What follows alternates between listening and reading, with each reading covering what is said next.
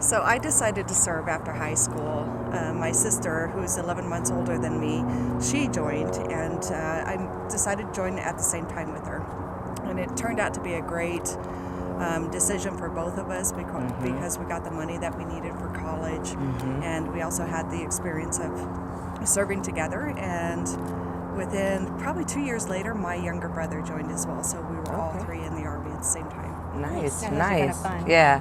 I just really always wanted to. I was a little girl and I saw a little commercial on TV and it stuck with me. And from that point on, I just knew I wanted to be a Marine. So come like high school, I was in the delayed entry program for like a year. And as soon as I graduated, I was gone.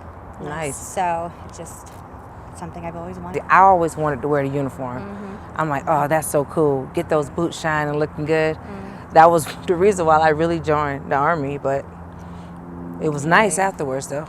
Oh, yeah, I'm sure. Yeah. That's awesome. Yeah. So my dad actually served in the Air Force, and he was in for 20 years. His father actually served in the Berlin War as well, so he was in the Air Force. And after working fast food jobs and, not really going anywhere, I decided I wanted to do something that was bigger than me. So I went in, I took my ASVABs, and I joined the Air Force. Nice. I loved it. Nice. That's awesome. One team, one fight. The logo that we've had. So I would say that one of them, I believe. Was, of course, the pilots and things like that, but also their drill team and watching them march and do all of those competitions. That was something I was always really drawn to, and seeing their discipline and their precision, and how well everybody executed their motions together. Okay, nice. There's so many different aspects. So whether it is, aviation side of things, or the military police, or the Rangers, I just love the variety and the multi-skill set I think that the Army has as well. Yeah. They're really diversified. Yeah. The few, the proud. I love the fact that it is challenging both mentally and physically, and it was belonging to such a small-knit family, and you just can't find that kind of camaraderie anywhere else. But I think that's what makes it unique. Plus, our dress blues are pretty awesome. So there's that. Better than ours. Yeah. This is a long time ago, back to Desert Storm, Desert Shield. We didn't have the cell phones. We didn't have the ability to communicate quickly back home. So we had no idea what was going on back there. Now, it turns out back home, everyone was glued to CNN, and they were really involved, and they cared a lot, but we didn't know that. And so after 9 months, when we came back home, there was a commercial jet there to pick us up. They flew us in, and we landed in LaGuardia. I can't even hardly say it. So we landed there and got off the airplane, and there were lines of people there to greet us.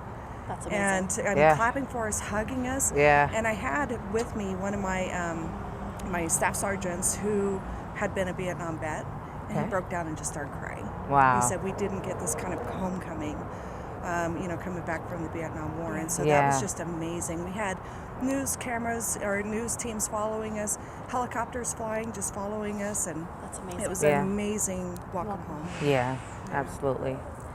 For me, my fondest memory would be back when I had deployed.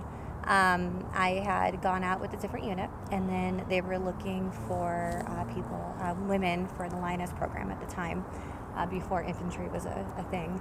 And me and my search partner and the other two girls, after every search that we had, we would do a debrief, and then we would sit there and laugh over rippets. Now, if you deployed, you know what rippets are.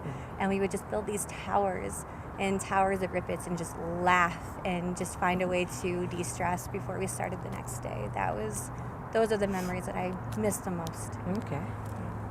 So one of my fondest moments in the military is when I was a drill sergeant. I served at Fort Jackson, South Carolina, basic training. And I recall one of the parents, after graduation, she came up to me and she was like, I want to thank you so much. You taught my son more in 9 weeks than I've taught him in 18 years. And he is a changed, person. It just feels good to know that I can, affect someone's life in a positive way. So I will always remember that. Yeah. I appreciate you guys. Yeah. especially the drill sergeants. Oh yeah, you have a lot of patience. Fondest memories of drill sergeants. Right. No. So I don't have memories quite like that. But one of my fondest memories was being deployed to something called the Aero Staging Facility.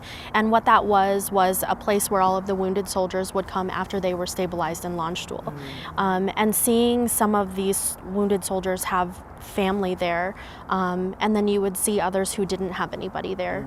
So I was really proud to be able to be a support for those who didn't have family or friends there, because they had just gone through something extremely traumatic and they were going to be on the road to recovery. So just being able to build those relationships and really be there for them was something that I was really proud and grateful for.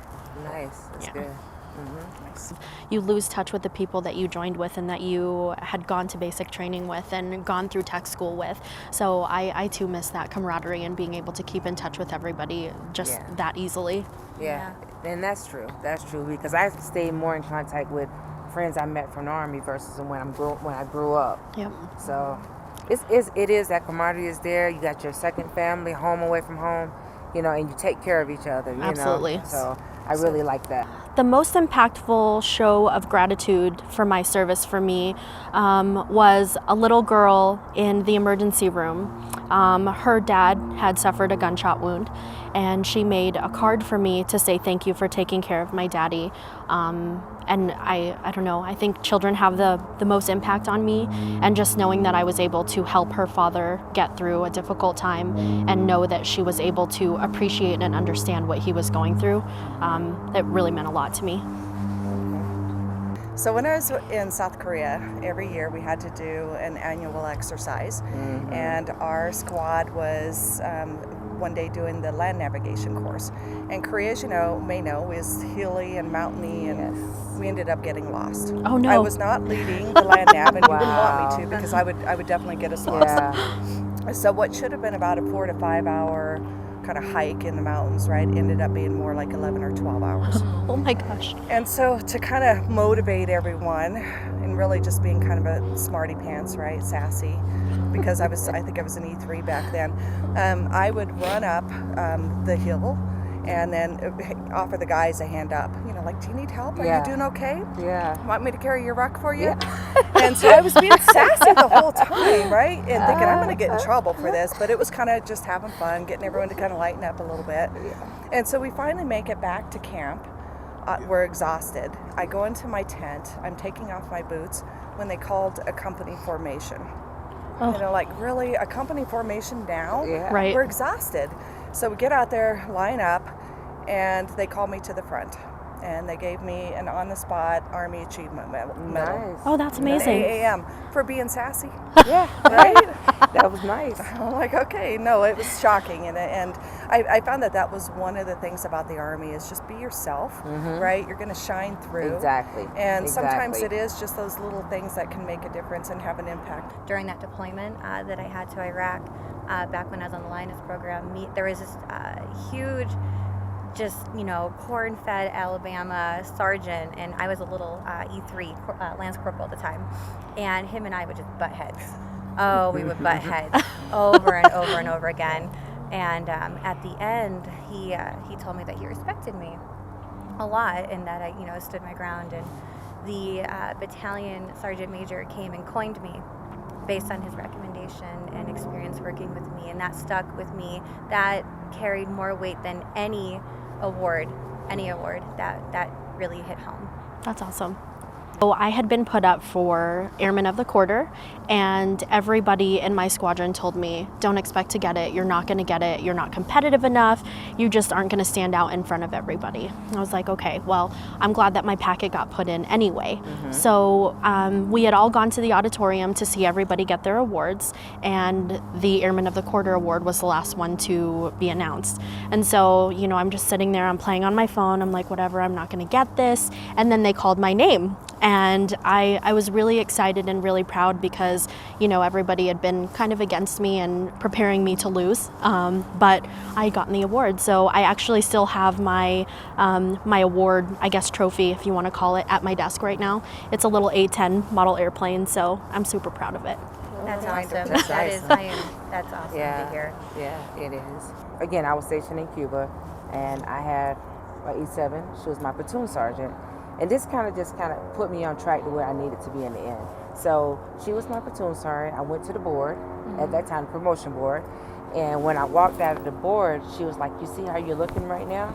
That's how you need to always look. Always stay looking professional, get your boot shines, your uniforms pressed. So that helped me with my career, and I remember that at all times. So that just, it was just amazing to hear someone tell you that, to give me that guidance that I needed. So, and to get it from a female as well. Oh, yeah. It did feel good. Oh, yeah. It sticks with you. Yeah, it does. It does. And it's so weird because when I got stationed here for my last duty station, I ran into her again. Oh, That's amazing. Small world. Yeah. It was nice. It was nice just to see her again. And she was amazed that I remembered what she had told me. I think my military service really helps me here at USAA because I'm really able to build the relationship with the members who I'm speaking with. Even if it's an active duty soldier, if it's somebody who's retired, a military brat, or a military spouse, I can connect with them because I was in those shoes at some point before. I think that it's really important for us to be able to connect with our membership on that level because our slogan is, we know what it means to serve. And we do have people in our business who have served and can really make that connection with our membership and really understand what they're going through. We can relate to the spouses who are at home taking care of home with 3 kids while dad's away. We can connect with the military brat who's taking care of her parents' everything because they're away. I just think it's so important to have that connection. The active duty.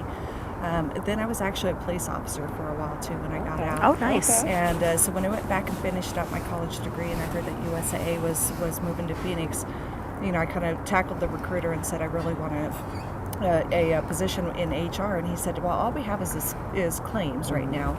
And I thought, okay, I'll do claims. It ended up being the perfect connection for me because I did have the military experience, the law enforcement experience, the ability to connect with the members and understand what they were going through. So I think all of that just came together into the perfect position with USAA. And claims has been my background for the last 17 years, but I actually just started a new role where I get to step outside of that and explore the USAA world. So That's awesome. Congratulations. Awesome. Yes, congratulations.